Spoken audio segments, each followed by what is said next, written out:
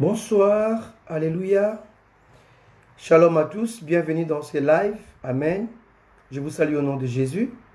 Je salue tous qui sont connectés, tous qui sont chez eux, qui sont disposés et disponibles pour ce live. Alléluia. On va écouter un moment, une petite adoration pendant un moment avant de commencer la parole. Amen. Alléluia. Gloire à Dieu. Bienvenue.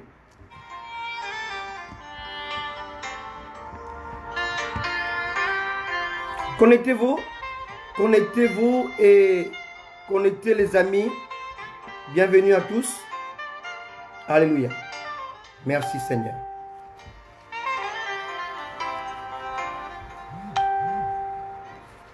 Merci Jésus.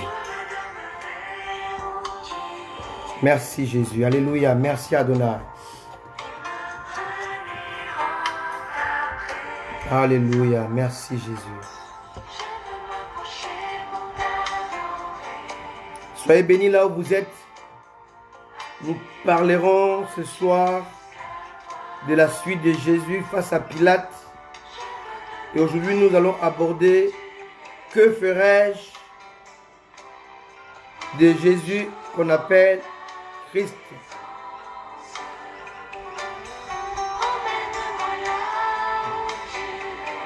Connectez-vous, on est ensemble.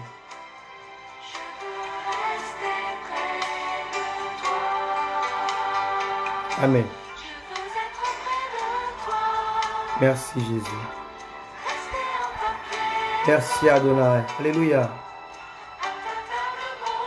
Je vous salue, vous qui êtes à Londres, connectés avec nous. Amen.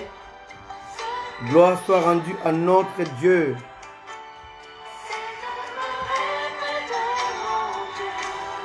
Merci Seigneur Jésus. Je vais rester. Chantez avec nous, je vais demeurer où tu es. Alléluia. Me tenir en ta présence. Alléluia, Jésus. Gloire soit rendue à toi, Seigneur. Merci, Adonai. Connecte-toi à Dieu. Nous allons écouter une très bonne parole, un très bon enseignement. Avec le Saint-Esprit, nous serons édifiés aujourd'hui. Amen.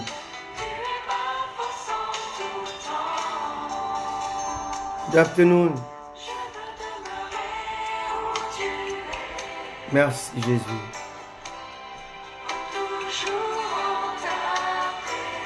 Merci Jésus.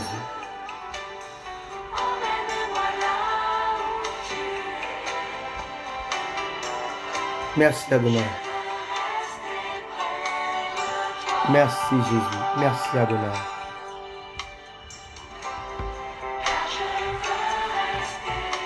Je vais rester. Alléluia. Partagez ce live car ce soir on parlera de la préoccupation de Pilate. Et Pilate est ici l'image de l'autorité étatique.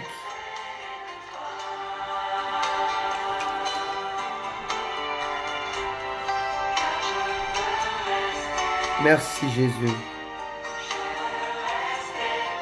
Continuez à partager ce live. On est ensemble, bien-aimés. Amen. Alléluia. Je vais être là où tu es. Gloire soit rendue à notre Seigneur Jésus. Ce que je veux, c'est demeurer près de mon Dieu, de mon Seigneur. Je vais rester.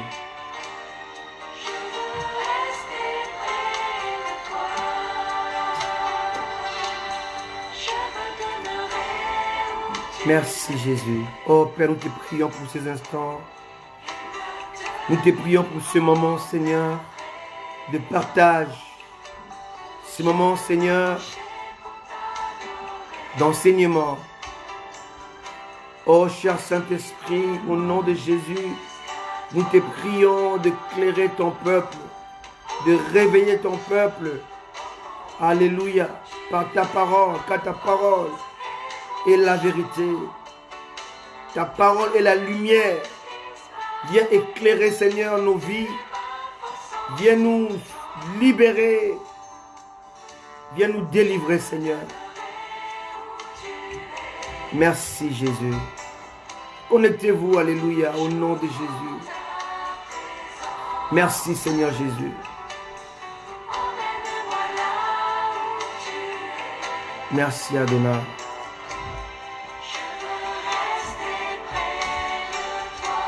Alléluia.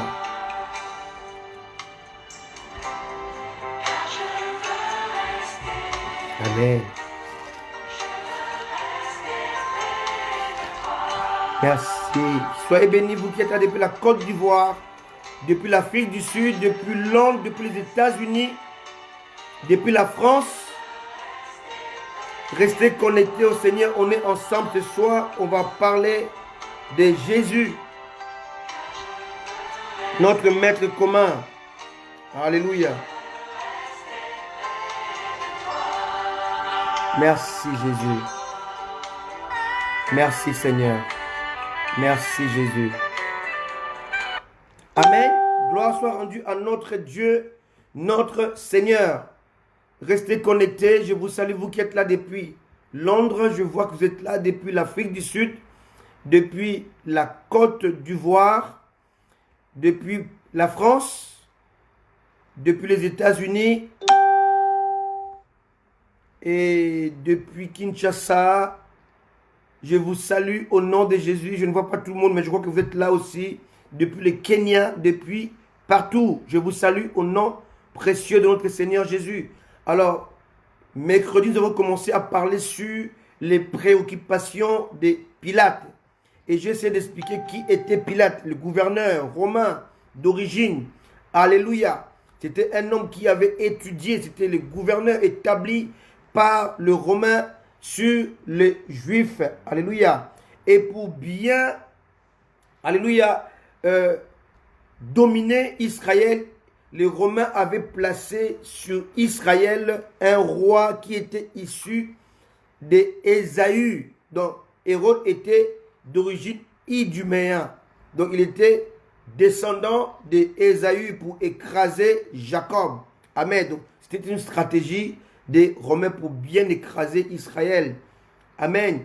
Mais nous regardons, nous voyons ici comment Pilate avait évidemment posé des questions à Jésus. Et lorsque nous nous penchons sur ces questions de Pilate, alléluia, nous découvrons beaucoup de profondeur, parce que Pilate est ici l'image du monde, l'image de l'autorité étatique. Comme je parlais la dernière fois, il y avait trois autorités qui se côtoyaient. D'une part, l'autorité spirituelle qui était Christ, et d'autre part, l'autorité religieuse, les pharisiens avec les anciens, et d'autre part encore, il y avait l'autorité étatique. Alléluia. Amen. Et comme je l'ai expliqué la dernière fois, c'est l'autorité spirituelle qui établit l'autorité étatique et l'autorité religieuse. Quand je parle religieuse, je parle pas dans un sens péjoratif. Alléluia. Lorsqu'on parle d'Aaron qui a été établi, qui a été oint, qui a été consacré par Moïse, on voit que Moïse est une autorité spirituelle qui va établir Aaron souverain sacrificateur avec ses enfants sacrificateurs. Et Moïse est l'image de l'autorité spirituelle qui va établir l'autorité religieuse. Et on voit aussi que lorsque David ou Saül devenait roi, alléluia, devint roi, c'était l'autorité spirituelle qui l'avait établi roi. Alléluia. Donc on a aussi vu comment Élisée avait établi et le roi d'Israël et le roi de la Syrie. Et là, on montre par là que l'autorité spirituelle est au-dessus de l'autorité religieuse ou de l'autorité étatique. Mais ici, dans cette histoire que nous avons commencé à voir depuis dimanche, que les autorités religieuses ont livré l'autorité spirituelle entre les mains de l'autorité étatique. Alléluia. Et c'est un danger aussi aujourd'hui que nous voyons qu'il y a beaucoup d'assemblées, beaucoup d'églises, beaucoup d'hommes de Dieu se trahissent et ils vont voir l'autorité étatique pour pouvoir les départager. Alléluia. Et ça, ce n'est pas quelque chose de bien devant Dieu. L'apôtre Paul condamne cela. Alléluia. Il dit que lorsque vous avez des différends, dans 1 Corinthiens 6, lorsque vous avez des différends, ce sont les gens dont l'Église ne fait pas mention. Hein? Que vous allez voir pour pouvoir vous départager, pour pouvoir vous séparer. Alléluia. C'est déjà une honte d'avoir des problèmes entre vous, enfants de Dieu. Mais si vous allez encore chercher les gens pour qui l'Église n'a aucune considération pour vous départager, c'est encore une grande honte. Alléluia. Et je me suis intéressé et je me suis penché sur les paroles de Pilate et sur ce qu'il avait demandé. Et Dieu m'a ouvert les yeux. Alléluia. Il m'a enseigné beaucoup sur ces paroles. Alors dimanche dernier, nous avons essayé d'expliquer la question ou les questionnements de Pilate au sujet de la vérité. C'était dans Jean 18, verset 38. Pilate a dit, qu'est-ce que la vérité? Et on a vu qu'à la suite, Jésus n'avait pas répondu. On a vu comment il y avait 4 types de vérités que Jésus est venu trouver. D'abord, 3 types de vérités que Jésus est venu trouver sur la terre. Il y avait, on appelle, la vérité formelle, la vérité matérielle et la vérité sincère qui était pratiquée ou utilisée et même considérée par les philosophes et les mathématiciens. Et toutes ces 3 sortes de vérités qu'on a étudiées par les philosophes, les mathématiciens avant Christ, alléluia, n'étaient pas la vérité spirituelle qui a franchi l'homme qui était enchaîné par le péché et sous la domination du diable. Et il fallait que la vérité spirituelle, la vérité incarnée, la vérité éternelle, la vérité qui libère, puisse venir sur la terre pour parler de la vérité. Alléluia. Référez-vous à mon message de dimanche pour mieux comprendre ce que je suis en train de vous dire. Et aujourd'hui, on va encore voir une autre préoccupation ou un autre questionnement de Monsieur Ponce Pilate. Alors dans Matthieu 27, alléluia, le verset 22, nous allons lire la parole de Dieu. Amen. Et c'est ce que nous allons traiter aujourd'hui. Et je crois de tout mon cœur que ça va nous prendre 2 séances encore. On va parler de cela aujourd'hui et dimanche. On va essayer de boucler cela dimanche. Mais on va essayer de parler, de dire vraiment l'essentiel aujourd'hui. Alors, Matthieu 27, verset 22, nous dit ceci. Pilate leur dit, que ferai-je donc de Jésus qu'on appelle Christ? Tous répondirent qu'il soit crucifié. Et cette parole nous paraît simple et banale, mais lorsque nous commençons à définir la profondeur du questionnement de Pilate, vous devez comprendre que dans cette histoire, il s'est passé beaucoup de choses. Premièrement, si vous lisez, alléluia, au verset 19, pendant qu'il siégeait, Matthieu 27 bien sûr, qu'il siégeait au tribunal, sa femme lui dit qu'il n'y ait rien entre toi et c'est juste. Car aujourd'hui, j'ai beaucoup souffert en songe à cause de lui. Alors ici, on a ici un non-dit. On ne dit pas. Matthieu ne dit pas qu'est-ce que la femme voulait dire à Pilate. Qu'est-ce que l'ange de Dieu ou qu'est-ce que Dieu, qu'est-ce que l'Esprit de Dieu avait montré à la femme à tel point qu'elle soit aussi perturbée. Alléluia. Qu'est-ce que Dieu lui a révélé pour pouvoir aviser son mari, son époux, qui était gouverneur, qui devait trancher, alléluia, entre 2 personnes, comme je le dis dimanche, entre 2 Jésus. Il y avait d'un côté Jésus Barabbas et de l'autre côté Jésus qu'on appelle Christ. Référez-vous à mon message de dimanche pour bien comprendre ce que je suis en train de dire. Alléluia. Donc ici, Pilate avait des informations au sujet de Jésus. Alors, quand il dit, que ferais-je donc de Jésus qu'on appelle Christ? Il savait de qui il parlait. Parce qu'il avait reçu l'information venant de son épouse. Alors, n'oubliez pas qu'ici, Jésus est à la fin de son ministère terrestre. Pendant tout son ministère, Jésus s'est présenté comme étant la lumière du monde, comme étant le chemin, comme étant la vérité. Avant qu'Abraham fût, je suis. Alléluia. Donc, il s'est présenté comme le Fils de Dieu. Il s'est présenté comme la parole incarnée. Il s'est présenté comme la lumière qui chasse le ténèbre. Il s'est présenté, alléluia, comme le Fils de Dieu. Alors ici, Pilate, lorsqu'il pose la question, laissez-moi vous dire que Pilate avait une idée. Il avait sa petite idée. Il avait une information qu'aujourd'hui l'Église ne fait pas attention pour comprendre cette information. Pourquoi la question de Pilate? Elle cache quelle vérité? Alléluia. Alléluia. Pourquoi Pilate va poser cette question-là? Amen. Et cette question va cacher beaucoup de profondeur que nous allons essayer aujourd'hui de développer, de comprendre. Pourquoi Pilate va dire ces vérités? Alléluia. C'est très important. Amen. Alléluia. C'est très, très important. Amen. Alléluia. C'est très important. Amen. Que ferais-je donc de Jésus qu'on appelle Christ? Bien-aimé, vous devez comprendre que ce même Jésus dont parle Pilate a été adoré à sa naissance. Amen. Donc la femme avait certainement cette information-là. Alléluia. Amen. Amen. Donc ce même Jésus était adoré lorsqu'il était encore enfant. Amen. Et c'est écrit dans nos Bibles. Alléluia. Si vous lisez dans Matthieu chapitre 2, verset 11. Alléluia. Ils entraient, on parle de mages.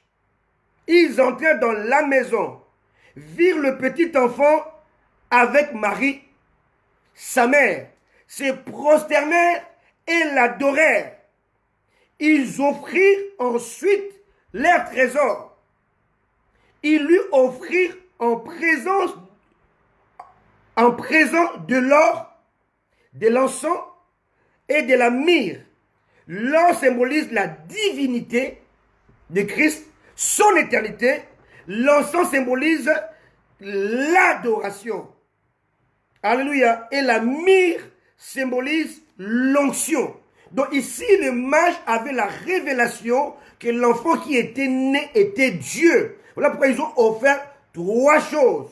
L'or qui symbolise la divinité de Jésus, son éternité, l'encens qui symbolise l'adoration et la myrrhe, alléluia, qui symbolise l'onction. Autrement dit, le Christ libérateur. Alléluia. Donc les mages qui n'étaient pas des chrétiens, qui n'étaient pas des disciples de Jésus, ils ont montré par leurs gestes, par leur offrande, le sens des cultes. Voilà pourquoi mon thème d'aujourd'hui, par rapport au questionnement de Pilate, mon thème d'aujourd'hui est la requalification du vrai culte. Et on voit ici que au début même de la naissance de Jésus, alléluia, lorsque le maçon allait voir l'enfant, non pas à la crèche, mais à la maison. Lisez bien vos Bibles, parce que lorsque nous arrivons au temps de Noël, on voit les églises qui mettent des crèches et ils mettent l'enfant. Ce n'est pas biblique. Il est temps que l'église comprenne ces choses. Amen. Les mages n'ont pas vu Jésus-Christ dans une crèche. Ils ont vu Jésus-Christ à la maison. Entre la naissance de Jésus et l'arrivée des mages, Jésus a été déjà transporté par Joseph et Marie à Jérusalem. Il était né à Bethléem. Ils sont allés à Jérusalem. Ils ont fait un aller-retour. Et quand ils sont rentrés, ils étaient à la maison. Et c'est à ce moment-là que les mages sont arrivés. Maintenant, lorsqu'on voit dans vos assemblées, vous mettez la crèche, les animaux à côté et le bébé Jésus était là. Ce n'est pas biblique tout ça. Il est temps que les chrétiens commencent à lire la Bible. Alléluia. Si vous lisez, c'est clair dans vos Bibles. Jésus a été circoncis le 8e jour. Donc quand il était né, 8 jours, 7 jours après, ils ont fait le voyage à Jérusalem pour être présentés dans le temple avec l'offrande qu'exigeait la loi, donc 2 tourtereaux. Alléluia, c'est écrit dans vos Bibles. Amen. Donc, lorsque vous faites Noël, déjà le départ est faussé. Parce que l'image que vous présentez de Noël, c'est une image déjà qui est faussée.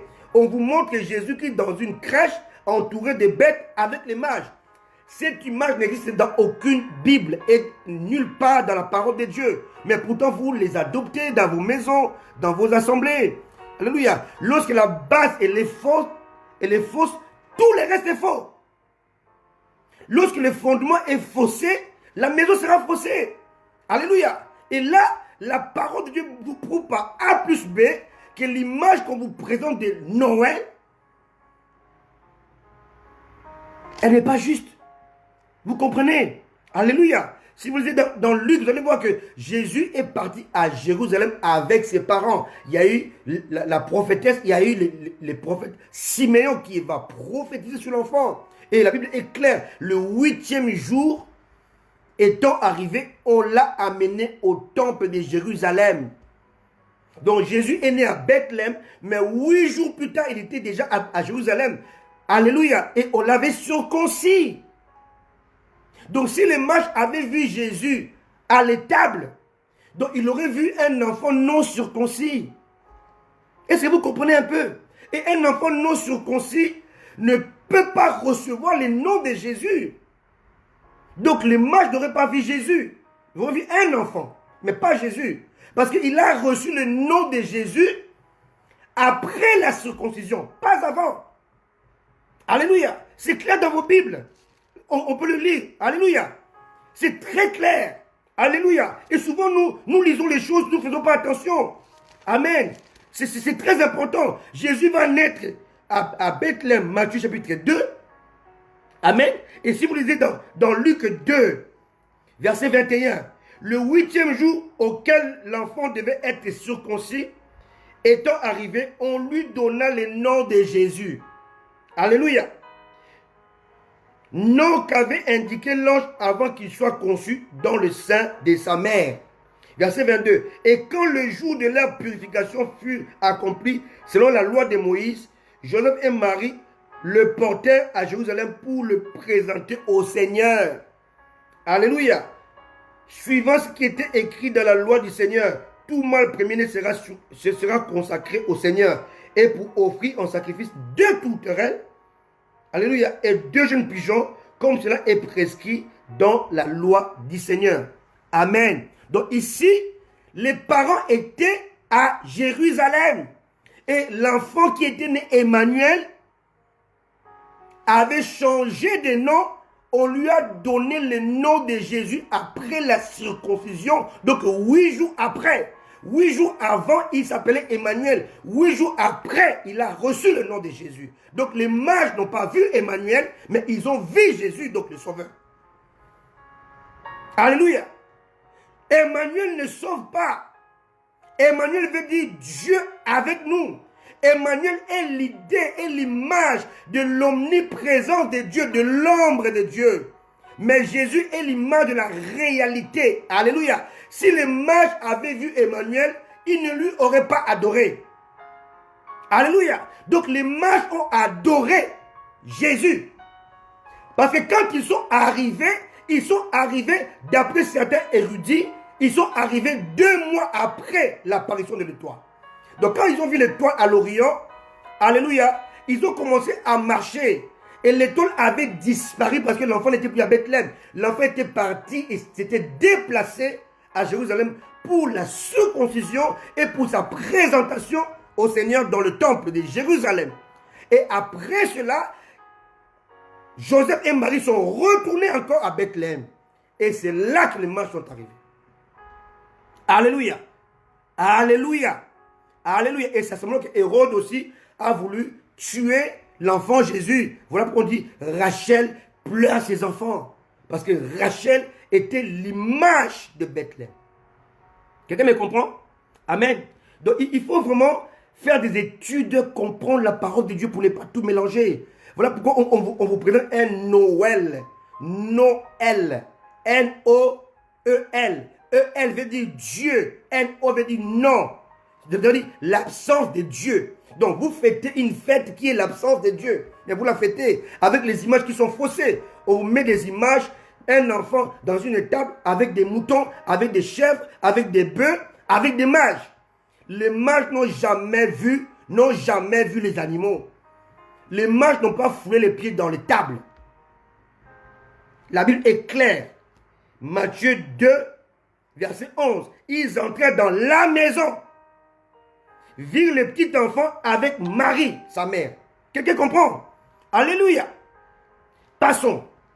Donc, lorsque les mages ils ont vu Jésus et la prophétie s'accomplit, c'est lui qui sauvera son peuple de son péché. Donc les mages n'ont pas vu l'enfant né de Marie, mais ils ont vu le Sauveur. Et comme ils ont vu le Sauveur, ils pouvaient maintenant adorer le Sauveur. Et non pas Emmanuel.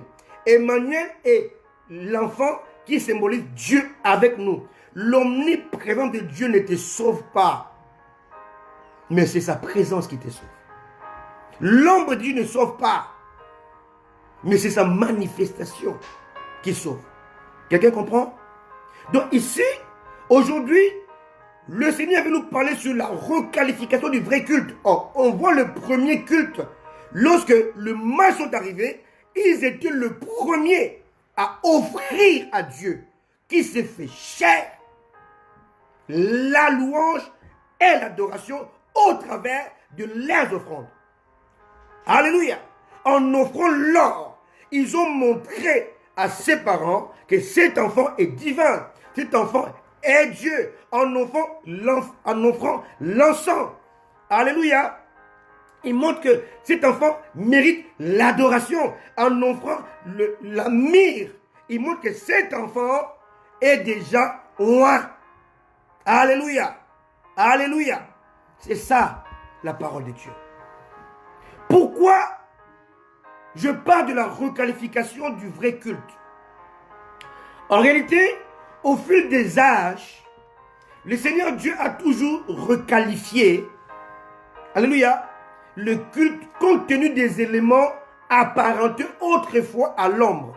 Donc on va voir que à chaque fois que l'homme va évoluer et à chaque saison, quand je parle de saison, je parle d'âge. Je parle de ce qu'on appelle les temps aïons. Parce qu'il y a trois types de temps. Il y a les temps chronos, qui est composé de secondes, de minutes, alléluia, d'heures, de jours, de semaines, de mois, d'années, alléluia.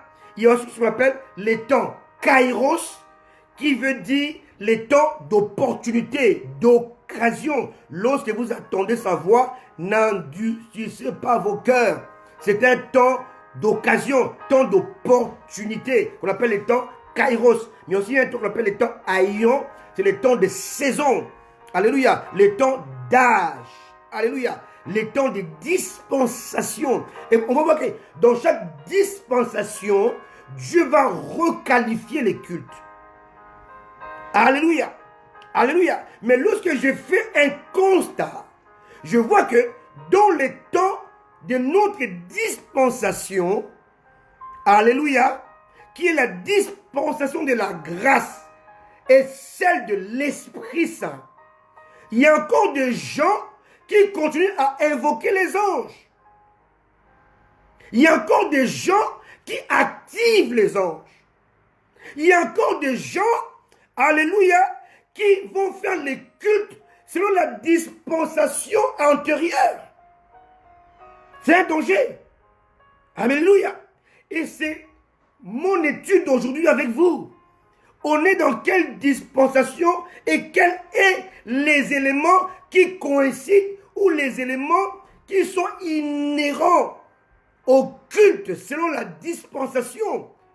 Quelqu'un me comprend? Donc, on voit ici que au fil des âges, le Seigneur Dieu a toujours requalifié le culte compte tenu des éléments apparentés autrefois à l'ombre et qui s'est manifesté dans la réalité qui révélait la vérité incarnée, dans Jésus-Christ. En fait, bien-aimés, la manière dont notre culte actuel s'est fait est totalement obsolète. Pourquoi? Car elle est définie par des hommes, pour les intérêts des hommes et non pas par Dieu. Et dans cette étude-là, nous allons voir, alléluia, comment Christ a requalifié les cultes en apportant des éléments nouveaux. En effet, alléluia, Dieu ne pouvait pas nous demander de prier avec l'aide du Saint-Esprit alors que celui-ci n'était pas encore répandu sur les hommes, sur son peuple. Alléluia.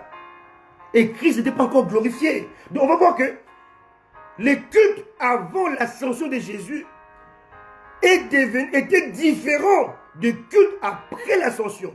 Le culte avant la loi de Moïse dans Exode était différent du culte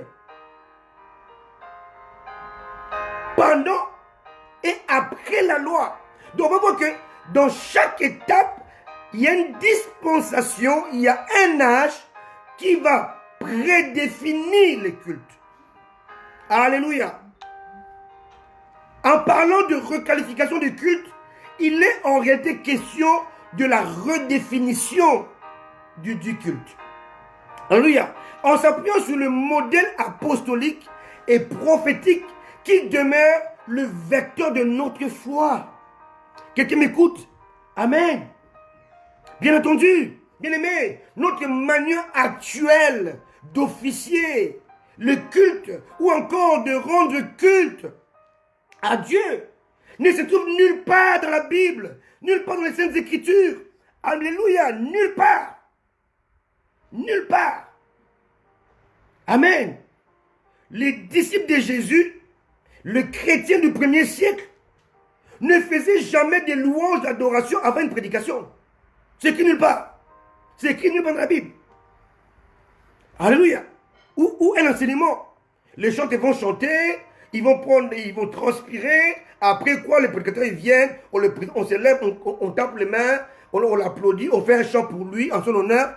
Et non, ça c'est pas un culte. En somme toute, bien aimé, plus l'homme apportera son ajout, ses artifices dans le culte, censé être dirigé vers Dieu, plus Dieu s'éloignera de nos cultes. Et plus Dieu nous privera de sa gloire. Donc le sujet que je traite aujourd'hui est tellement important. Voilà pourquoi je demandais à l'apôtre Patrick, qui est aux États-Unis, qui est là aussi présent, de me faire l'affiche pour interpeller le corps du Christ, interpeller le peuple de Dieu, interpeller les disciples de Jésus de l'importance de ce message. Car ce message est salutaire, il est capital. Lorsque Dieu n'est pas adoré, Dieu est absent. Lorsqu'il n'est pas adoré, il ne peut pas être maintenu. Lorsqu'il n'est pas adoré, il ne peut pas demeurer. Donc l'adoration est la clé de voûte. L'adoration, la louange, en fait le culte est la clé qui nous permet de maintenir Dieu. Quelqu'un comprend? Alléluia. Donc, lorsque Dieu dit de l'adorer, qu'est-ce que Dieu nous demande? On va voir que, en fait, en réalité, Dieu a créé les anges. Dieu a créé les hommes. Donc, il a créé Adam, qui veut dire humanité. Dieu a créé les hommes, les anges, dans un seul but, de lui offrir un culte. Alléluia. Alléluia. Alléluia. Donc la question des prières ici, elle est capitale. Elle est importante. Elle est sérieuse. Elle est profonde. Elle est prophétique. Parce qu'elle cache de révélations. Elle cache les fondements même de la vie chrétienne. Que ferais-je? Que ferais-je? Alléluia. Lisons au travers de lignes. Il n'a pas dit. Il n'a pas dit que ferons-nous? Alléluia. Que ferais-je? Que ferais-je donc de Jésus qu'on appelle Christ, sachant que Pilate avait des informations venant de son épouse, qui avait vu certainement un ange de Dieu, où Dieu lui avait parlé, avisé, et lui dit à ton époux de ne pas salir ou souiller ses mains dans cette histoire. On voit que peut-être va se laver les mains. Alléluia. Pour dire qu'il ne veut pas que le sang innocent tombe sur sa tête. Mais on va voir que les Juifs ils vont dire que son sang tombe sur nous et sur nos enfants. Sans pour autant mesurer la conséquence de leurs paroles. Alléluia. Alléluia. Alléluia. Donc ici, il est important de requalifier les cultes. Le vrai culte. Alors, le mot culte vient du latin cultus, dérivé du verbe colérer, qui veut dire, au sens propre, cultiver. Et par extension, rendre un culte. Et là, on va comprendre pourquoi Dieu va dire à Adam de cultiver le jardin et de garder le jardin. Donc, en d'autres termes, Dieu voulait dire à Adam, offre-moi un culte.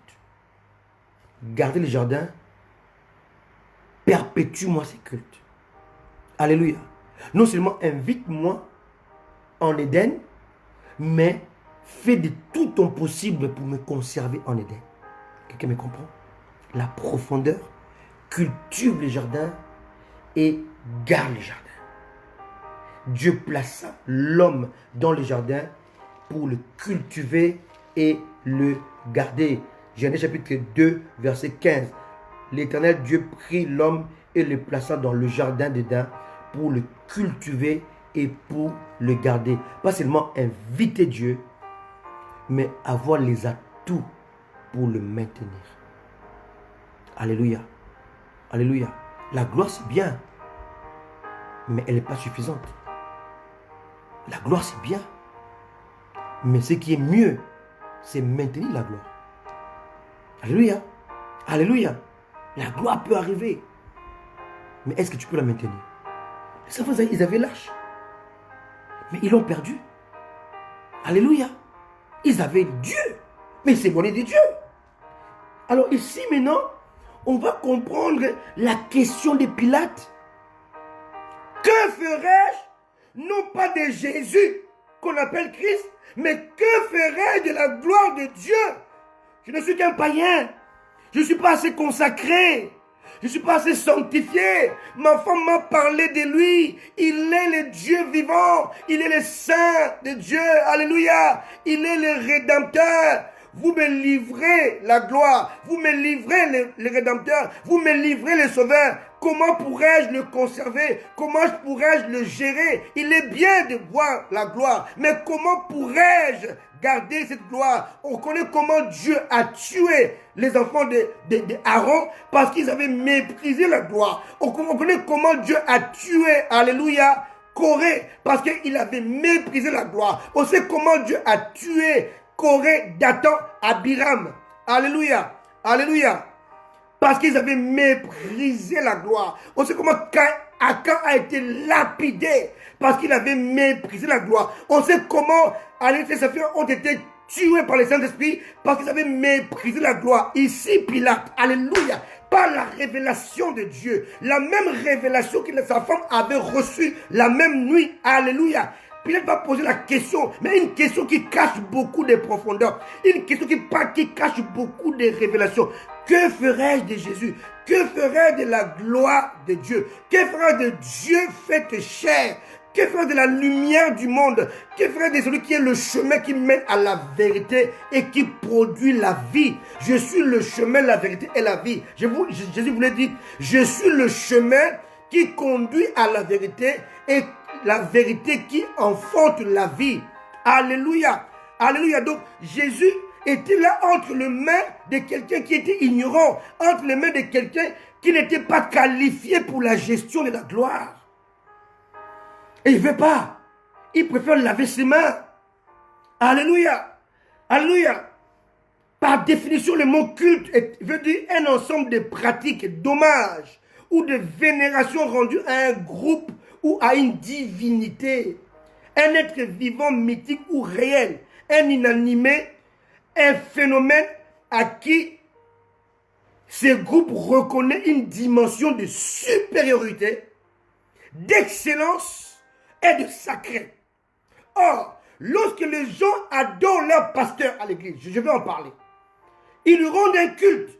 Donc, en lui rendant un culte, lorsque vous chantez pour votre pasteur, en faisant un chant en son honneur, alléluia, vous êtes en train de lui rendre un culte qu'on appelle l'idolâtrie. Donc, vous le considérez comme étant supérieur, excellent et sacré.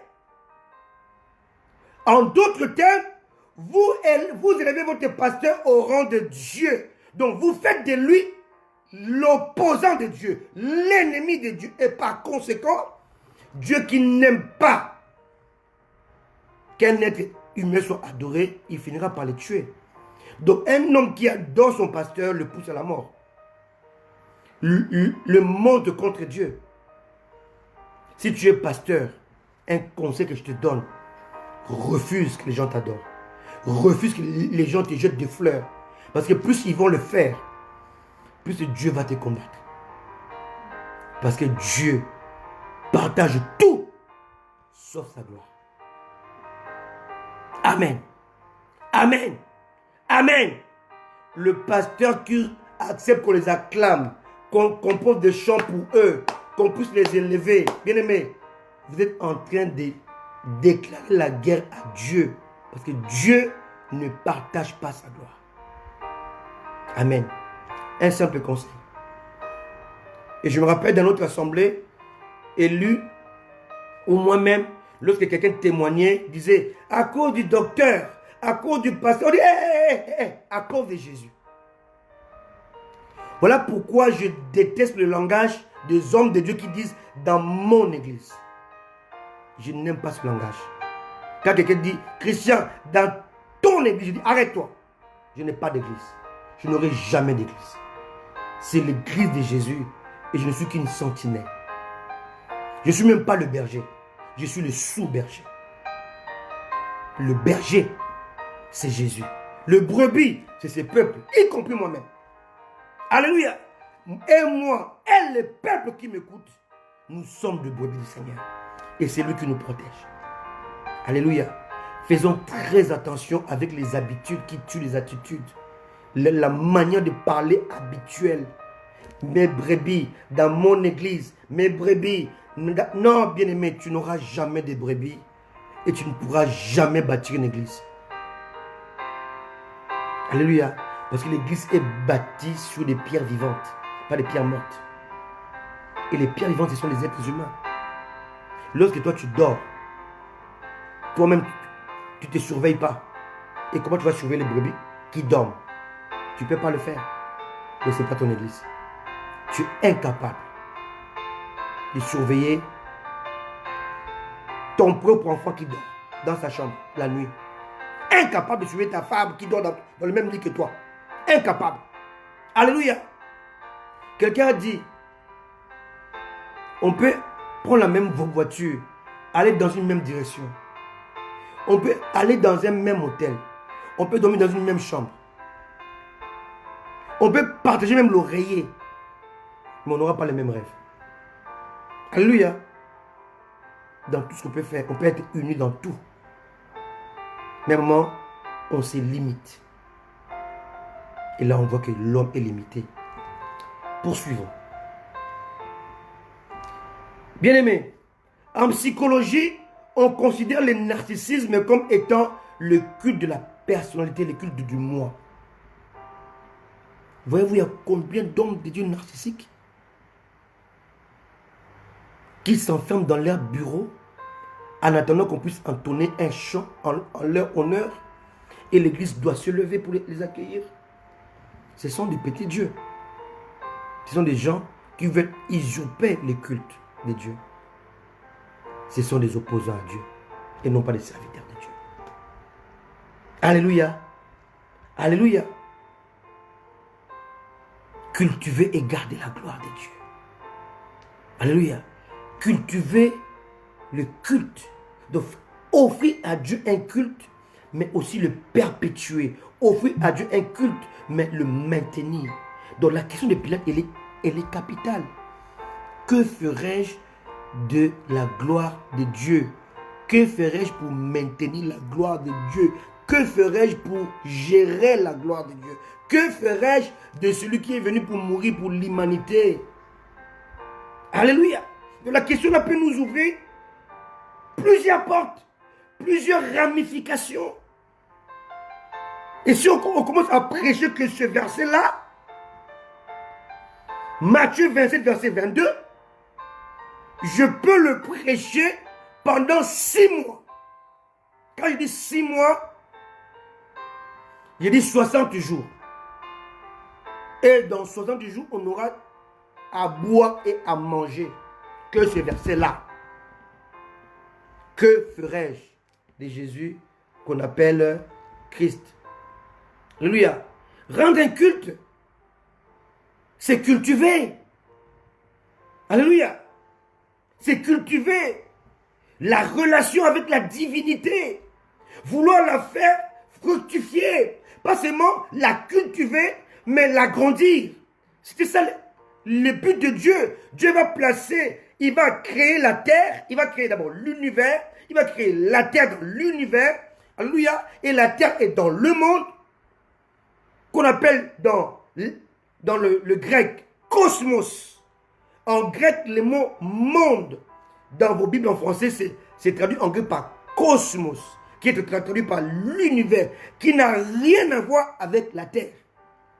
Voilà pourquoi la Bible dit que vous êtes la lumière du monde, mais le sel de la terre. Parce que la terre n'est pas le monde. Et le monde n'est pas la terre. La terre se trouve dans le monde. Le monde est plus vaste que la terre. Dieu a donné la terre au Fils de l'homme. Mais le monde est dominé par la puissance des ténèbres. Tu es la lumière du monde. Ça veut dire que tu dois t'opposer à la domination luciférienne. Mais tu dois être dans le monde comme étant le sel, pas comme étant la lumière. Tu es la lumière du monde, c'est une position. Mais tu es le sel de la terre, c'est un assaisonnement, un caractère. Donc quand je suis le sel, je dois utiliser mon caractère pour assaisonner, pour empêcher la pourriture. Un poisson exposé au soleil pourrit. Mais un poisson exposé au soleil salé devient le poisson salé. Il devient encore meilleur. Quelqu'un comment si je veux dire? Donc tu dois être sous la terre en apportant ton sel, ton caractère, ta contribution pour empêcher que Satan vienne pourrir le peuple de Dieu. Et tu dois te lever comme un aigle pour être la lumière qui va dissiper l'obscurité et qui va chasser les ténèbres. Amen. Suivez le choix des mots. La lumière dissipe l'obscurité, mais chasse les ténèbres. Pourquoi? Parce que l'obscurité n'existe pas. C'est l'absence de la lumière. Mais le ténèbre existe. C'est la présence du mal. Amen. C'est très important. Alléluia. Alléluia. Donc le culte est un moment d'intimité entre la créature et le Créateur. Amen. De nos jours, le vrai culte a disparu. Dans nos églises, dans nos assemblées, il y a un ou plusieurs acteurs et la foule des spectateurs. Quelqu'un me comprend? Le pasteur va passer devant, il va faire le show. Et les gens viennent non pas pour offrir à Dieu un culte, mais pour voir le show du pasteur. Les chrétiens vont à l'église, non pas pour adorer, pour avoir un culte avec Dieu, mais ils vont à l'église pour suivre le show du pasteur. Il prêche bien, il est éloquent, il fait rire, il est ceci, il est beau, il est ceci, il a des talents, il prophétise, il fait ceci. Donc les gens vont à l'église, non pas pour avoir la relation avec Dieu, mais pour assister au show du pasteur. Et quand je vois ça dans les YouTube, je suis malheureux. Et tu vas voir les gens qui crient, ils disent, Dieu, localise-moi, Dieu, localise-moi. Mais Dieu t'a déjà localisé, il sait où tu habites, il sait même où tu es né. Mais lis ta propre Bible, bien-aimé. C'est quoi cette ignorance-là? Dieu, localise-moi. Et je vois ça lorsque les hommes de Dieu, les faux prophètes passent dans les YouTube et les commentaires. Je vais te localiser. Dieu localise. Mais Dieu te localise comment? Il sait où tu habites. David a dit, lorsque je n'étais pas encore formé, j'étais encore un atome. Dans les profondeurs de la terre, tes yeux me voyaient. Bien-aimé, franchement, comment on peut être aussi idiot, aussi dérangé mental, aussi aliéné à ce point-là où tu vas dans une assemblée pour que le prophète te localise? Mais, bien-aimé, c'est quoi ça? Lis ta propre Bible, lisez vos Bibles. Amen. David a dit, bien-aimé, je vais lire cela, alléluia, parce que franchement, aujourd'hui, les chrétiens, ils ne savent même pas pourquoi ils vont à l'église. Ils ne savent même pas c'est quoi le culte à Dieu. Le culte est une rencontre, est un moment d'intimité. Alléluia. Un moment de partage. Je te connais, tu me connais. Je me déshabille, tu te déshabilles. Dans un culte, il se passe deux choses. Dieu se déverse en toi, tu te déverses en Dieu. Amen. C'est simple. Quand tu sors d'un culte, si tu n'es pas transformé, tu n'es pas changé, tu n'as pas eu un culte. Quand Moïse est sorti du culte, alléluia, de la présence de Dieu à la montagne, la Bible dit que son visage brillait, alors que Moïse n'avait vu que le dos de Dieu, donc l'ombre, pas la réalité. Et la Bible nous dit dans Corinthiens, nous dont le visage découvert, contemplons la gloire de Dieu. Et lorsque tu la contemples, tu es transformé de gloire en gloire. La version parole vivante ou non. La version, excusez-moi, la version, je peux le lire tout de suite là, parce que c'est très important. Parce que Dieu me l'a dit tout à l'heure là, tout de suite là, je vais le lire. Alléluia. C'est dans 1 Corinthiens, alléluia. Laissez-moi vous lire ça s'il vous plaît, s'il vous plaît, s'il vous plaît. C'est dans 2 Corinthiens, pardon. 2 Corinthiens, je crois, hein, 2 Corinthiens, c'est tellement important. Alléluia. Nous, 2 Corinthiens 3, verset 18. Nous tous dont le visage découvert reflète la gloire du Seigneur. Nous sommes transformés en la même image de gloire en gloire par l'Esprit. Alléluia. Mais la version Semeur dit ceci. Et nous tous qui, le visage découvert ou dévoilé, contemplons ou reflétons comme dans un miroir la gloire du Seigneur, nous sommes transformés ou transfigurés en son image dans une gloire dont l'éclat ne cesse de grandir. C'est ça que cela veut dire. Donc plus tu contemples Dieu, plus tu es dans un culte avec le Seigneur, plus ton éclat monte, ton éclat monte, ton éclat. Voilà pourquoi dans la parole de Dieu, il n'y a pas mention. Je parle bien de la dispensation du Saint-Esprit qui a commencé à la croix, qui a commencé à la Pentecôte, de la dispensation de la grâce qui a commencé à la croix jusqu'à l'Apocalypse. Il n'y a pas un seul pasteur, un seul serviteur de Dieu qui est tombé dans l'adultère. Il n'y en a pas. Quelqu'un comprend ce que je suis en train de dire? Amen. Je répète. Dans la dispensation de la grâce qui a commencé à la croix, dans la dispensation du Saint-Esprit qui a été déclenchée à la Pentecôte, jusque dans l'Apocalypse, il n'y a pas mention d'un homme de Dieu, d'un serviteur de Dieu établi dans le saint ministère qui avait commis l'adultère, qui est tombé dans un péché sexuel. Ça n'a pas. Ça n'existe pas. Pourquoi? Parce que ces gens, ils étaient dans un vrai culte. Et aujourd'hui, il n'y a pas de culte. Il n'y a plus de culte. Et comme il n'y a pas de culte, alléluia, Dieu ne peut pas se déverser en toi. Et tu ne peux pas te déverser en lui. Ça veut dire quoi? Jésus en toi te fait briller sur la terre.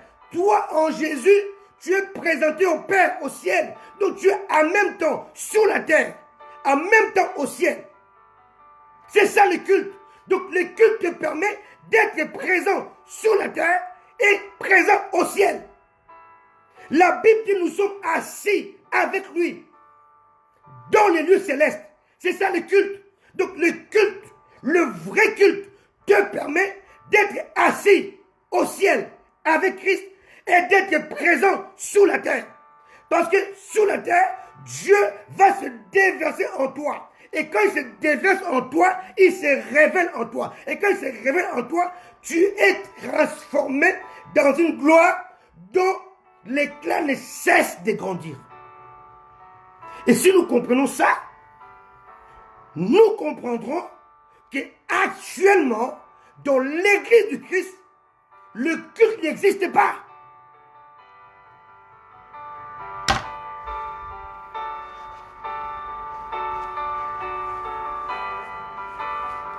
Et lorsque vous êtes dans les assemblées, vous assistez au culte de la personnalité.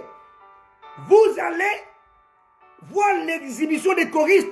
Donc vous êtes spectateurs et les choristes ou les chantres sont des acteurs. Quand vous allez voir les pasteurs prêcher et vous l'admirez, vous l'idolâtrez, il est un acteur et vous êtes spectateur. Or, dans un culte, il y a 0 spectateur, il y a 2 acteurs. Vous et Dieu. Dieu se déverse en vous et vous vous déversez en Dieu. Il y a une relation bilatérale, non pas unilatérale.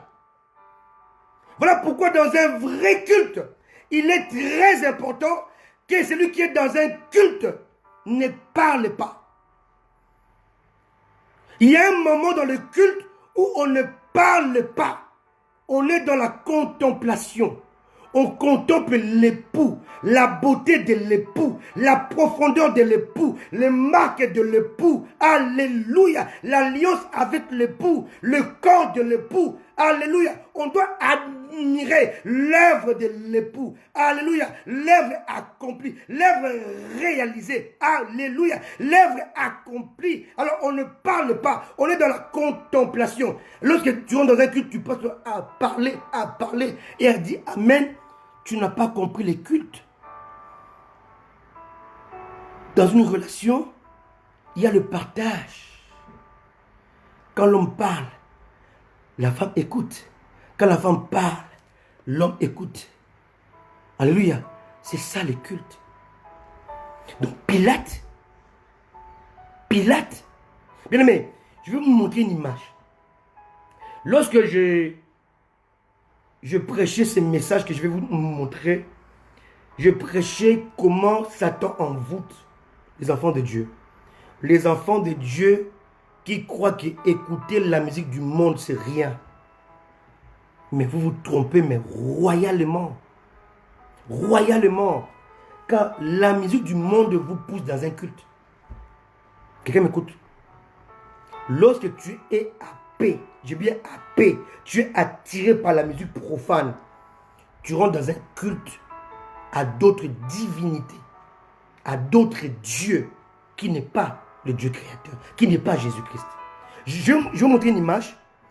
Cette image-là, je l'ai découvert lorsque j'enseignais sur les paroles envoûtantes des musiciens de ce monde, comment ils envoûtent le peuple, et comment dans leurs concerts, les gens sont dans l'adoration. Hein? Je vais vous montrer l'image de Michael Jackson, qui date de presque 30 ans, et c'était lors de sa venue en France en 88.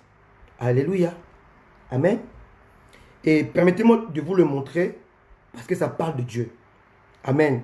Alors, c'est dans une chanson qu'on appelle Another Part of Me, une autre part de moi. Vous êtes une autre partie de moi. Et si vous écoutez cette chanson-là, ou si vous allez sur Google, vous prenez Michael Jackson et traduction Another Part of Me. Hein. Dans cette chanson, il dit, nous apprenons le dessus. Nous détenons la vérité. Mais quelle vérité? Sans Jésus. C'est notre mission. Écoute-moi. Ils sont mandatés pour ça. C'est notre mission. De voir à travers. Donc de voir ce que vous ne voyez pas. Ne me montrez pas du doigt. Ce n'est pas dangereux. C'est notre planète. Alléluia. Vous êtes l'un des nôtres. Donc quand tu vas l'écouter, tu deviens l'un d'eux. Eux qui? Alléluia. Il dit, nous diffusons beaucoup d'amour. Quel amour? Et c'est notre message pour vous.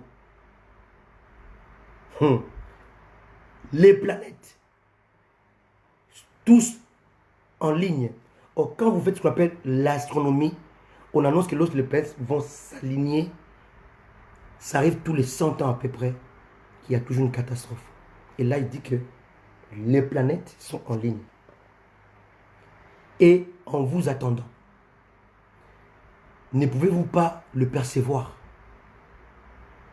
Vous êtes juste une autre partie de moi, de Louis Michael Jackson, que nous vous apportons.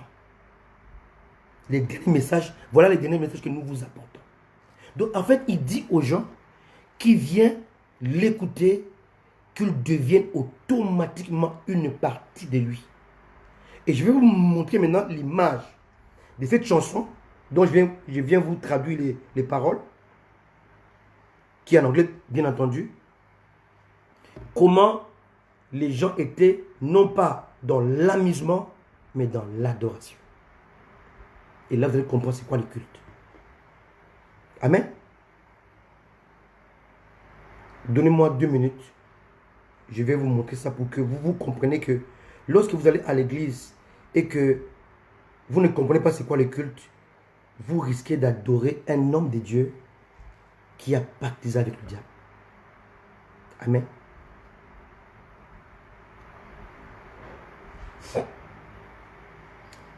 Un ordre. Pardon. Laissez-moi trouver ça. Un ordre. Voilà. C'est là. Attendez un instant. Je vais vous montrer l'image. Et vous allez voir. Ça, c'est la pub. Donnez-moi ça 1 minute. Je vais vous montrer. C'est très important. Et vous allez comprendre c'est quoi le culte. Alléluia.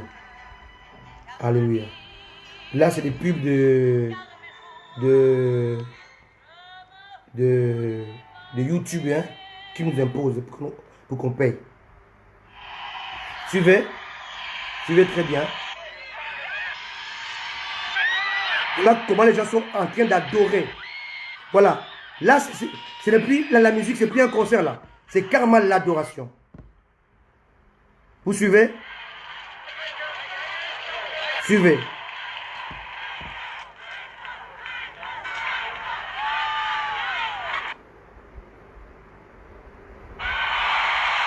Ça, c'est l'adoration. Ça, c'est le culte. Voilà. Avez-vous vu cette dame-là? Je vais vous montrer l'image de la dame que vous venez de voir en dernier. Voilà. Elle est là. Vous avez vu la dame? Elle n'est pas dans une église. Elle n'est pas dans une église. Elle ne prie pas. Elle est dans un culte. Cette dame. Le main en forme de prière, les yeux montés vers le ciel et les larmes sous sa joue. Regardez bien. Alléluia. Je peux encore remonter ça. C'est bon? Vous voyez? Vous voyez là? Vous voyez l'image? C'est clair? Amen. Vous avez vu? Donc cette dame n'était pas dans une église. Cette dame était dans un concert de Michael Jackson à Paris en 1988. Et cette dame-là n'était pas dans une église, mais elle était dans un culte. Dans un culte. Amen. Elle était dans un culte. Alléluia. Je demanderai à lui de me remettre la chanson. Alléluia. Elle était dans un culte. Amen. Elle était en train d'adorer un être humain. Oui, servant de Dieu Nicette, c'était un vrai sataniste. Et pourtant, beaucoup de chrétiens ne savaient pas que ils étaient en train de l'adorer sans le savoir. Amen. Alléluia. La requalification du culte, du vrai culte. C'est ça mon message d'aujourd'hui. Bien-aimé, supportez-moi. Supportez-moi un instant. Alléluia. Parce que nous sommes dans un danger. Le danger, c'est que on ne peut plus maintenir la gloire de Dieu. Parce que la gloire de Dieu a pour mission numéro 1 de tuer la chair. Et quand tu rentres dans un culte, ta chair n'est pas morte. Tu n'as pas eu un culte avec Dieu. Amen. Alléluia. Donc 99% d'assemblées chrétiennes aujourd'hui ne font pas de culte. Je pèse mes mots. Je dis je pèse mes mots. 99% d'assemblées dans le monde ne font plus le culte à Dieu. Ils font le culte des hommes. Et ils ont chassé Dieu de son église. Alléluia. Je dis bien, le thème est la requalification du vrai culte.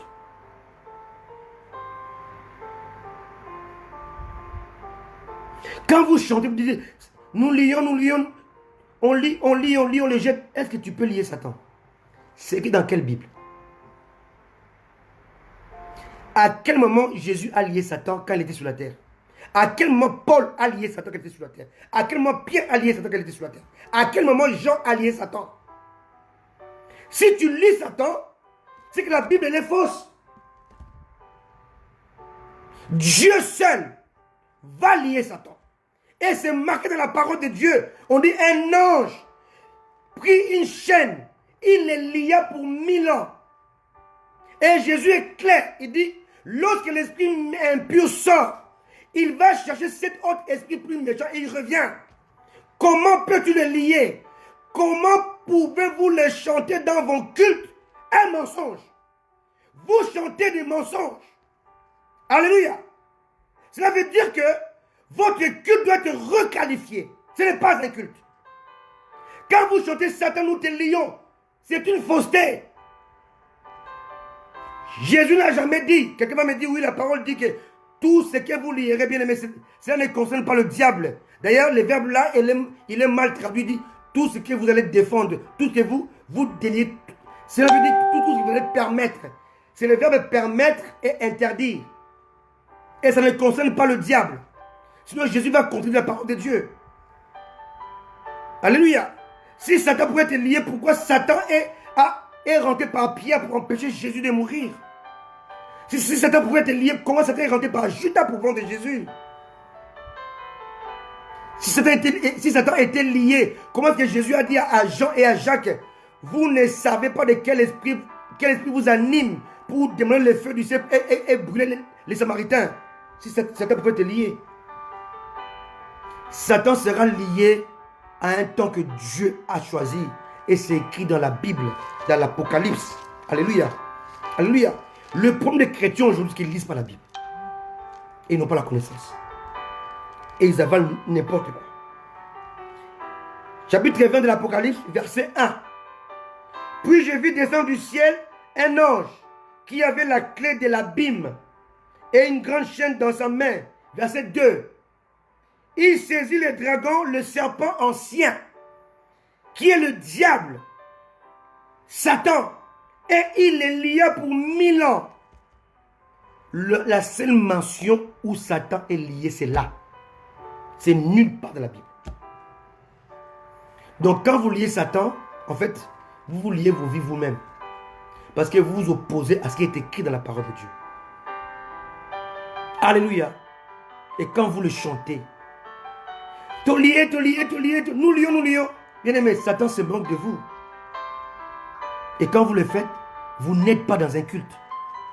Parce que vous vous opposez à la parole de Dieu. Jésus a dit, quand l'esprit impur sort, il est chassé, il revient après, avec cet esprit plus méchant que lui. Donc quand vous dites que vous liez le diable, commencez à lier déjà les démons de mensonge les démons de sexe, les démons des mamans qui vous lient. Vous liez Satan, vous êtes dans le mensonge. Vous liez Satan, vous mentez, vous volez Dieu. Vous liez Satan, vous insultez les gens. Vous liez Satan, vous avez la haine. Donc c'est Satan, c'est le diable qui vous lie. En fait, ce n'est pas vous qui liez Satan.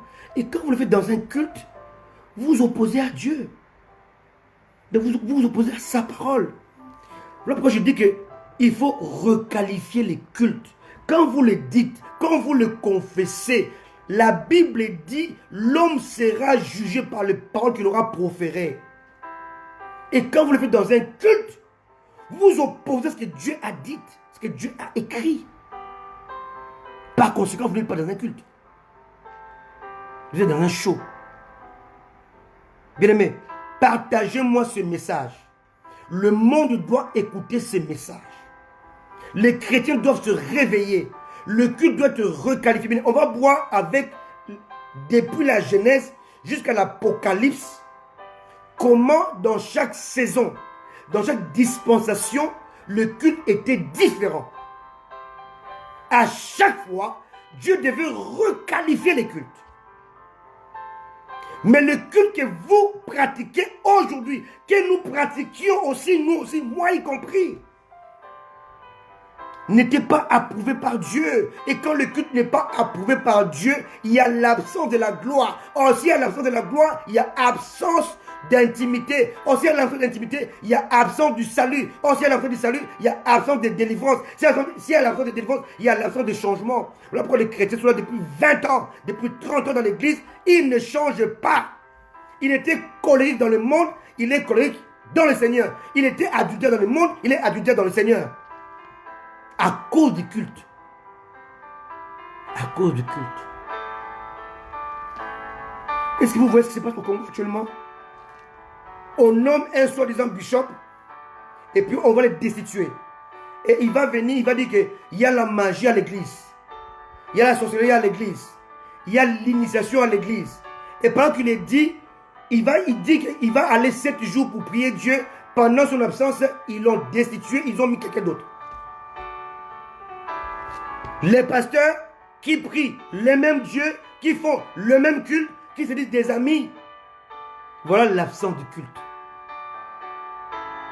Alléluia. L'absence du culte, c'est l'absence de Dieu. L'absence du culte, c'est l'absence du changement. L'absence du culte, c'est l'absence d'intimité. Parce qu'on n'a pas encore discerné dans quelle époque, dans quelle dispensation nous sommes. Et nous pratiquons le culte avec les modèles du passé. Nous pratiquons un culte qui est devenu aux yeux de Dieu obsolète. Ça ne marche plus. Alléluia. Pourquoi mettez-vous les toges comme les Aaron? Pourquoi? La Bible dit que la loi a été abolie. Tout ce qui était matériel a été remplacé par le spirituel. Tu n'as pas besoin des anges. Les anges étaient là, ils se manifestaient dans la dispensation avant le Saint-Esprit. Maintenant, c'est la dispensation de l'Esprit qui nous enseigne, qui nous corrige, qui nous conduit, qui nous dirige, qui se révèle et qui révèle Christ en nous. Si les anges se manifestent, c'est parce que Dieu les envoie, pas parce que vous les invoquez. Bien-aimés, réveillons-nous. On va me parler de Pierre, l'ange de Dieu était là pour le délivrer, mais l'ange était envoyé par Dieu. Ce n'était pas Pierre qui a demandé à l'ange de Dieu de venir. Amen. Alléluia. Bien sûr, vous lisez la Bible, Pierre dormait. Pierre n'a invoqué aucun ange. Dieu a dépêché son ange pour montrer à son serviteur que tu n'es pas seul. Alléluia. Dieu a envoyé les anges dans la dispensation de la loi parce qu'on ne connaissait pas c'est quoi Christ et c'est quoi le Saint-Esprit. Amen. Même quand Jésus venait sur la terre, on l'appelait l'ange de l'Éternel. C'est l'ombre. Aujourd'hui, prie, l'ange de l'Éternel, je t'invoque. Ça n'a aucun sens. Parce que c'est celui qu'on appelait l'ange de l'Éternel, on l'appelle Jésus. Le Fils de Dieu, le roi des rois, le Dieu incarné, la parole faite chair. Amen. Alléluia. Et Dieu a redéfini cela. C'est très important. Et si on ne comprend pas ce changement-là, on ne peut pas rentrer dans un vrai culte avec Dieu. Par contre, il faut oublier les changements. Il faut oublier d'impacter les autres. Parce que s'il n'y a pas de culte, il n'y a pas de gloire. Alléluia. On s'accommode avec l'onction. Alléluia. Alléluia. David était loin. Il y en a comme l'adultère. Mais Pierre avait la gloire. Jean avait la gloire. Paul avait la gloire. Ils sont tombés nulle part. Avec l'onction, tu peux tomber. Avec la gloire, c'est impossible. Amen. Alléluia. Avec l'onction, c'est une capacité que Dieu te donne. Les enfants d'Aaron, ils avaient l'onction. Alléluia. Ils étaient loin, ils étaient consacrés. Mais Dieu les a brûlés. Cherchez-moi un seul verset de la Bible où quelqu'un avait la gloire et qui est tombé. Nulle part. Ça n'existe pas. Parce que la gloire ne peut pas te tuer parce qu'elle a été destinée à tuer ta chair. Quelqu'un peut comprendre ça? La redéfinition du culte. Si tu es béni, dis Alléluia. Je ne te dis pas d'être d'accord avec moi, mais d'être d'accord avec ce qui est écrit. Alléluia. La parole de Dieu. Alléluia. Alléluia. Lorsqu'on va dans les assemblées, soit on assiste au show du pasteur, soit au show du chantre. Alléluia. Or, le culte doit être un moment solennel d'intimité avec Dieu. Et pendant ce moment, Dieu doit devenir le centre de tout en nous. Alléluia. Il doit devenir le seul, l'unique. Alléluia. Dans un vrai culte, chacun de nous devient un acteur qui sollicite la présence de Dieu. Dans un vrai culte, il s'opère deux miracles qui est marqué dans Jean 14, verset 20 et dans Romains 12. Jean 14, verset 20. Dis quoi? Alléluia. J'aime ces messages. J'aime ces messages. Jean 14, verset 20. Alléluia. En ce jour-là, quel jour? Le jour où l'Esprit rentre en vous, en nous. Le jour où le vrai culte va commencer. En ce jour-là, vous connaîtrez. La connaissance ne se peut que dans un culte. Parce que le culte, c'est l'intimité. Vous connaîtrez que je suis en mon Père, que vous êtes en moi et que je suis en vous. Dans un culte, Dieu se déverse en toi et tu te déverses en Dieu. À ce moment-là, tu deviens en même temps présent sur la terre et au ciel. Sur la terre, il y a la plénitude de Dieu en toi. Au ciel, il y a la plénitude de toi en Dieu. Quelqu'un comprend? Amen. Il y a des versets qui expliquent cela dans toute la Bible. Bien-aimés, on va prendre notre temps pour étudier la requalification du vrai culte. Et Dieu m'a dit de sortir un livre par rapport à ça. Amen. Et pourtant, j'ai écrit des livres il y a 10 ans, 15 ans, qui sont là, dans le placard, que je n'ai jamais sorti ça. Mais ce livre-là va sortir avant décembre. Parce qu'il y a urgence. Alléluia. Romains 12, verset 1. Romains 12, verset 1. Les temps commencent à aller vite là. Romains 12, verset 1.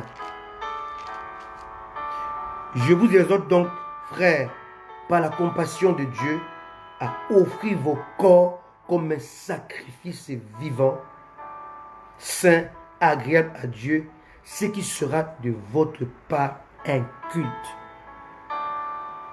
raisonnable. Donc dans un culte, on s'offre. Alléluia. on s'offre. Dans un culte, il faut pratiquer Jean 14, 20, Romains 12. Dans un culte, on s'offre à Dieu. Et Dieu s'offre à nous. Alléluia. Oh Dieu. Alléluia. Quelqu'un me comprend ça? Quelqu'un comprend ce que je suis en train de vous dire de la part du Seigneur? Alléluia. Un culte est un moment de solennité avec Dieu. Pendant ce temps, Dieu devient le centre de votre existence. Dans un culte, ils opèrent deux miracles. Le premier, Dieu se déverse en vous, ou en nous, ou en moi. C'est-à-dire que Dieu s'offre. Hé Jésus, Dieu s'offre à moi. Il se donne, il se déverse. Alléluia. Il me pénètre dans mon esprit. Il s'installe. Alléluia. Et nous nous déversons en Dieu. C'est-à-dire, nous nous offrons à Dieu. Comme des sacrifices vivants, comme des holocaustes vivants. Et notre offrande s'apparente à un parfum de bonne odeur. Alléluia, dans les narines de Dieu. C'est ça les cultes, alléluia. Si vous voulez retenir une seule phrase aujourd'hui, le culte, c'est le partage. C'est lorsque Dieu s'offre en toi et que tu t'offres à Dieu. Alléluia. Lorsque tu pratiques Jean 14, verset 20, Romains chapitre 12, verset 1 et 2. Alléluia. Et quand tu es dans un vrai culte, tu vas comprendre quelque chose qui est caché dans ta vie que tu ne comprends pas depuis des années. Lorsque tu pratiques un vrai culte, Dieu va t'apprendre maintenant quelque chose que tu vas découvrir dans ton esprit. Alléluia. C'est seulement la suite de Romains 12. Alléluia. La parole de Dieu, elle est succulente quand tu la connais, quand tu la comprends, quand tu la découvres, quand Dieu se révèle à toi. Il dit quoi? Offrez vos corps comme un sacrifice vivant, saint, pas impur, saint, agréable, digne à Dieu, ce qui sera de votre part un culte raisonnable. Après, lorsque tu es dans un culte, tu vas fuir le monde. Ne vous conformez pas au siècle présent. Quand tu vois un chanteur, un garçon qui chante pour la gloire de Dieu avec deux boucles d'oreilles, avec les cheveux tressés, ça c'est le siècle présent. Il ne peut pas offrir un culte à Dieu. C'est un charlatan. Quand tu vois un chanteur devant avec la tenue pantalon serré qui va dessiner ses seins et ses formes généreuses, elle n'offre pas à Dieu un culte. C'est une Jézabel qui vient pour séduire le peuple de Dieu. Dans un culte, la sobriété est exigée. Tu ne dois pas susciter la perdition de celui qui est venu offrir aussi un culte comme toi. Alléluia. Tu ne peux pas être une pierre d'achoppement. Jésus a dit, il est impossible qu'il n'ait pas d'espoir, mais malheur par qui les scandales arrivent. Il valait mieux pour lui de ne pas naître, ou encore qu'on prenne une grosse pierre et la jeter au fond de la mer. Tu ne peux pas scandaliser quelqu'un qui vient dans un culte. Avec tes seins, avec tes formes. Quelqu'un me comprend un peu? C'est dans un culte qu'on comprend. Alléluia. Qu'on ne peut pas se conformer au siècle présent. Une sœur en Christ qui chante, sa langue est percée. Mais entre toi et païenne, il y a quoi la différence? Tu chantes pour quel Dieu? Il ne peut pas adhérer à ce que tu fais.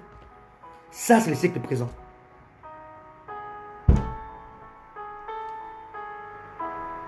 Mais soyez transformés par le renouvellement de l'intelligence afin que vous discerniez quelle est la volonté de Dieu. Ce qui est bon, agréable et parfait. C'est escalier, hein? Bon, agréable et parfait. Ce qui est bon n'est pas agréable. Ce qui est agréable n'est pas parfait. C'est un escalier. Bon, agréable et parfait. Le parfait doit être précédé par l'agréable. Regardez bien, vous allez encore voir le mot agréable là, au verset 1. Offrez vos corps comme un sacrifice, c'est agréable. Quand tu es dans l'agréable, tu prépares pour le parfait. Mais quand tu n'es pas encore dans l'agréable, il faut dans le bon. Remarquez, lorsque Dieu a créé tout, il disait que cela était bon. Mais lorsqu'il a créé l'homme, il dit que cela a été très bon. Donc Dieu fait la différence entre bon et très bon.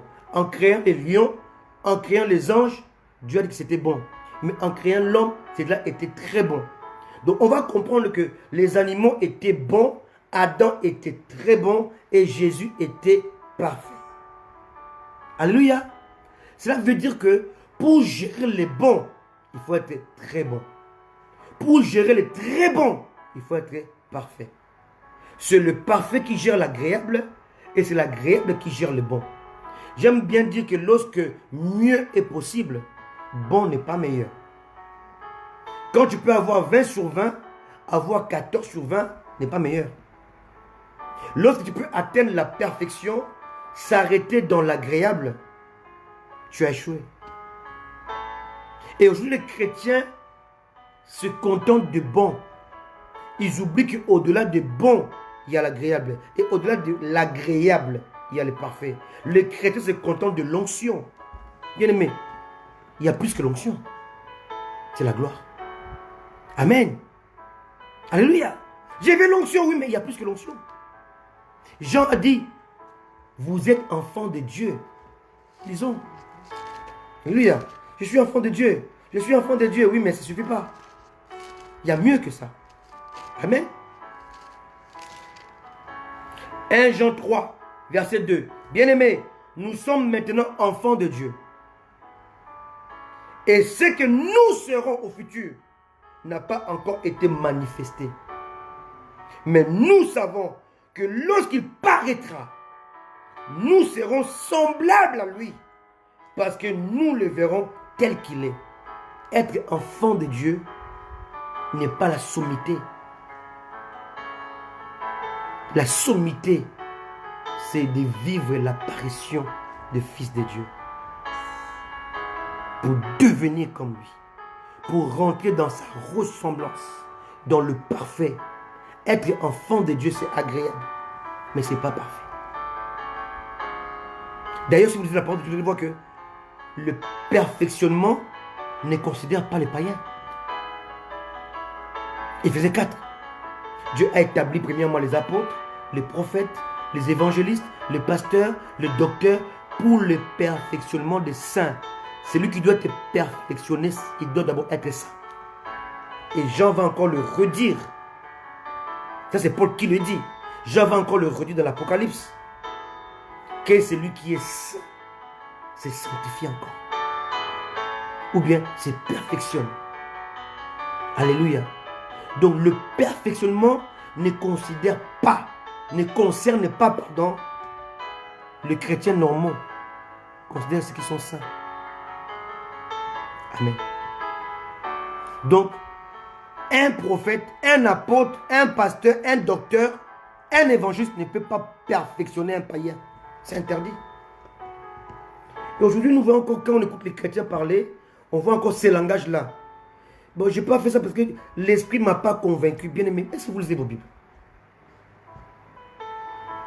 L'esprit de Dieu ne convainc pas les chrétiens.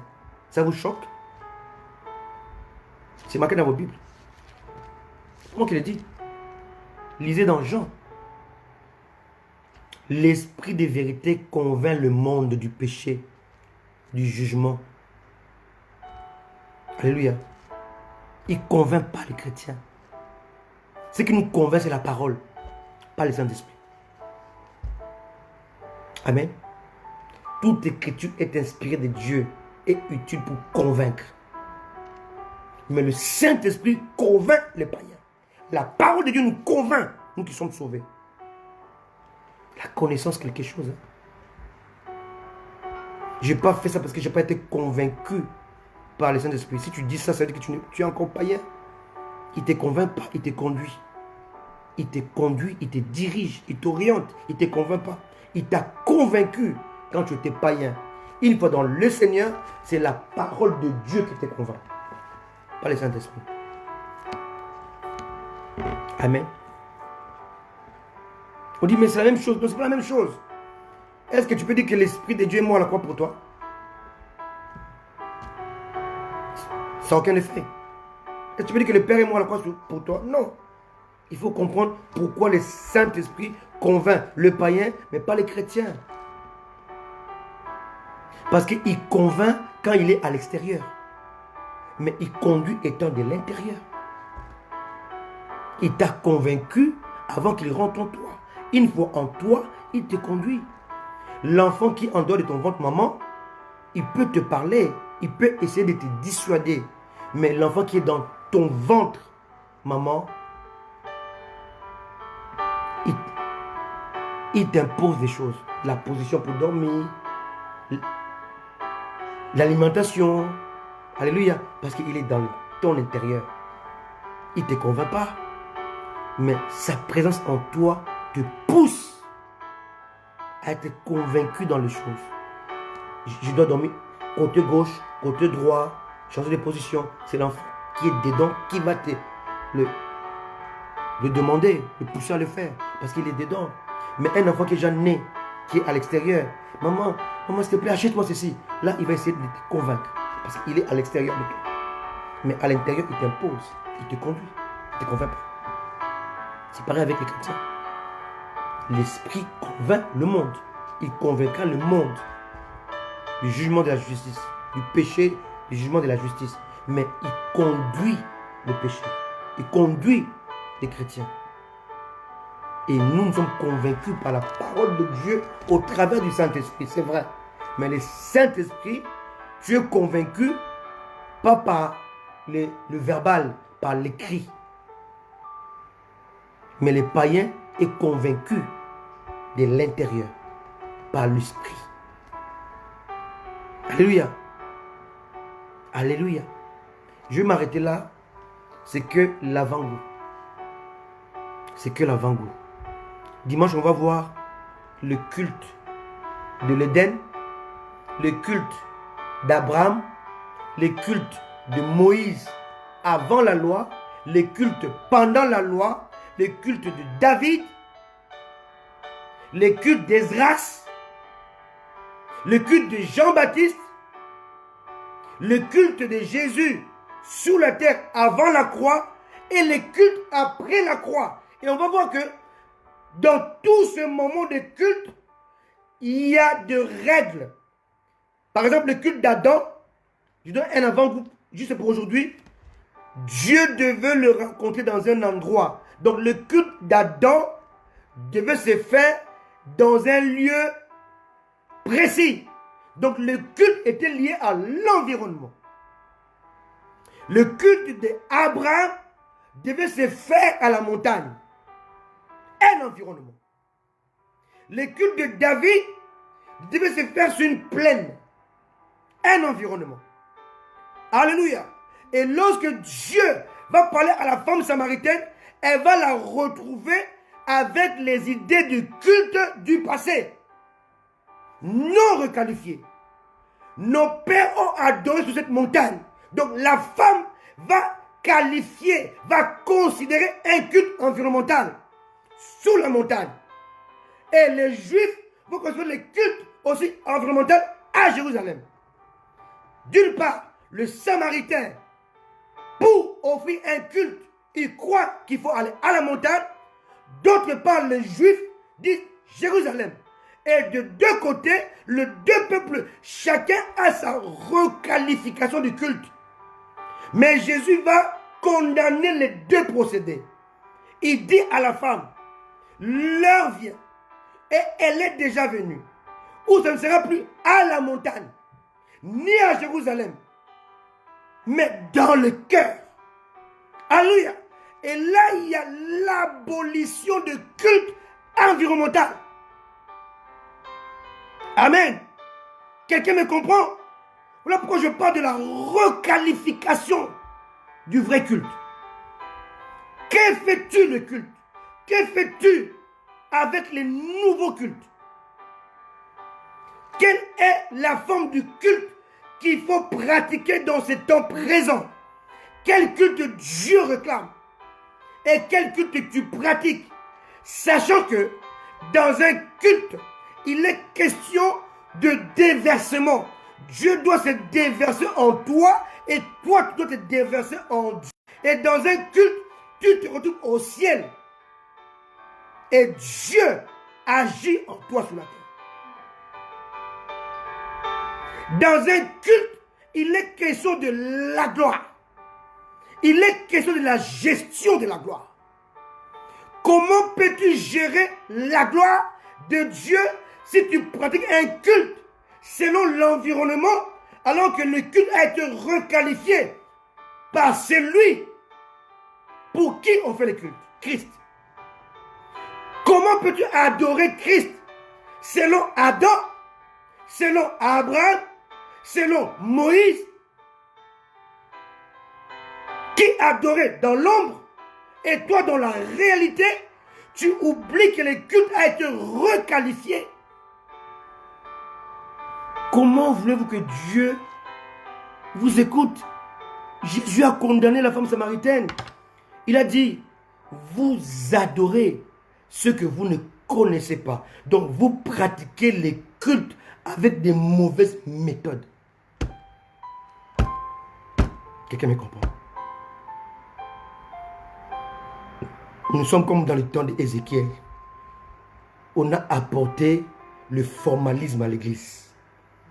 On a apporté la magie à l'église. On a apporté l'humain à l'église. On a apporté les calculs des hommes à l'église. Maintenant, notre culte s'apparente au paganisme. Toi qui me suis, toi homme de Dieu, femme de Dieu, Dieu veut nous libérer de ça. Alléluia.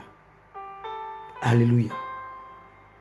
La requalification du culte, c'est la pièce maîtresse de la gloire. C'est elle qui maintient la gloire.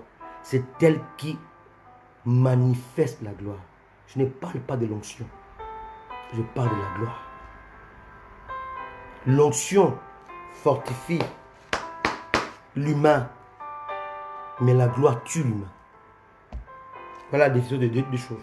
Quand tu as l'onction, tu seras fort, tu feras les choses mieux, mais tu restes humain, avec tes défauts. Mais quand tu as la gloire, tout ce qui est humain va disparaître. Quand tu as l'onction, tu pries à haute voix, tu cries, tu fais. Quand tu as la gloire, tu ne pries pas. Tu contemples Dieu. Quand il y a l'onction, il y a beaucoup de paroles. Quand il y a la gloire, il n'y a aucune parole. On ne parle pas devant la gloire. Elle est tellement grande qu'il n'y a pas de mots. Et comme il n'y a pas de mots, il faut laisser l'esprit, il faut laisser au cœur d'exprimer ces mots. Quand le langage que tu parles est limité pour exprimer l'expression de Dieu que tu as. Que Dieu vous bénisse. Ne manquez pas la suite. Dimanche prochain. Le vrai culte. Alléluia. La requalification du vrai culte. Alléluia. Si tu vas dans une église où on invoque les anges, quitte là-bas dès aujourd'hui. Si tu vas dans une église où on pratique le sel, l'eau à boire, le sel, ou le mouchoir, le bracelet, sort de là. Vous n'adorez pas Dieu. Bien-aimés, mais lisez vos Bibles. Aujourd'hui au Congo, les pasteurs vont dans les montagnes Mangengenge. Alléluia. Ils vont dans une montagne chercher Dieu. Mais Abraham, quand il est parti à la montagne, c'est Dieu qui a indiqué la montagne. Moïse, c'est Dieu qui a indiqué la montagne. Pour le peuple, vous me servez sur cette montagne. Dieu indique la montagne. Mais la montagne où toi tu pars, est-ce que Dieu t'a indiqué ça? Que Dieu vous bénisse. Partagez ce live. Partagez ce live. La suite dimanche prochain. On va prier le Seigneur. Alléluia. Alléluia. Cessez d'inviter Shekinah. Shekinah n'est pas Dieu. Dieu c'est Kabod. Shekinah n'est pas dans la Bible. Cherchez la Kabod de Dieu. La gloire lourde. Le poids de la gloire de Dieu. Alléluia. Alléluia. Alléluia. Je vais être comme Jésus. Alléluia. Que Dieu vous bénisse. Dimanche prochain, c'est la suite. Invitez beaucoup de gens. Invitez vos familles. Amen. Et je crois de tout mon cœur bien-aimé qu'on va vraiment passer un très bon moment. Ne quittez pas. On va prier ensemble. Alléluia. Je veux être comme Jésus. Que cela devienne ta prière. Amen. Je veux être comme Jésus. Je veux être comme Jésus. Je vais comprendre c'est quoi le culte. Alléluia. Prie avec moi. Prie pour ton pasteur. Prie pour ceux qui vous dirigent. Prie pour ta maison, ton mari, ta femme, tes enfants. Que Dieu les amène dans un vrai culte. Alléluia. Amen. Prions le Seigneur. Alléluia. Prions le Seigneur. Merci à vous qui étiez là depuis le début. Partagez ces messages. L'Église doit écouter ces messages.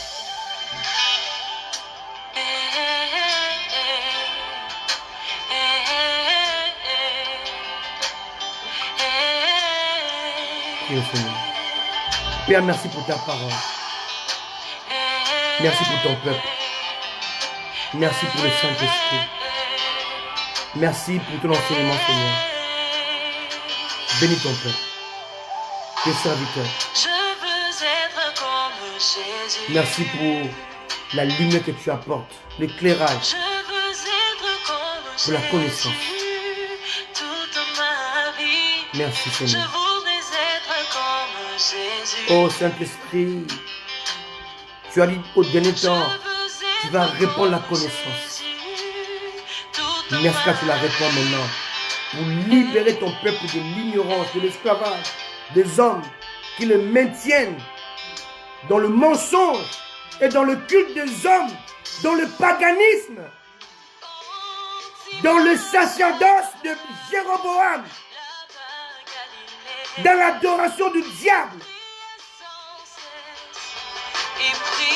Oh Dieu, nous te prions. Nous te prions, Père, au nom de Jésus. Libère ton peuple, Seigneur. Libère ton peuple. À cause de ton nom, Seigneur. Merci, Jésus. Merci, Seigneur. Je veux prier comme Jésus toute ma vie. Prie pour ton mari. Prie pour ta femme.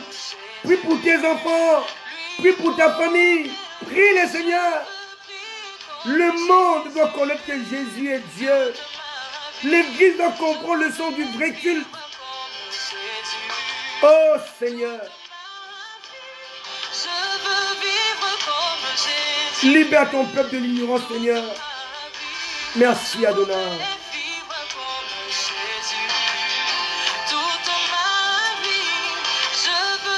Merci, Jésus. Soyez bénis. Mets sur le cœur. Même parole, même discours. Moi et mon épouse élue, nous mettrons tout à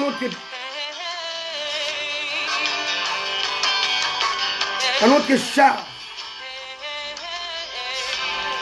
pour vous apporter la bonne parole qui est écrite dans la parole de Dieu, non pas des artifices, mais tout ce qui est écrit là-dedans. Soyez bénis. Depuis les États-Unis, je vois mon frère Chris. Sois béni, frangin. Soyez béni depuis Londres, soyez béni depuis là du Canada, Hong Kong.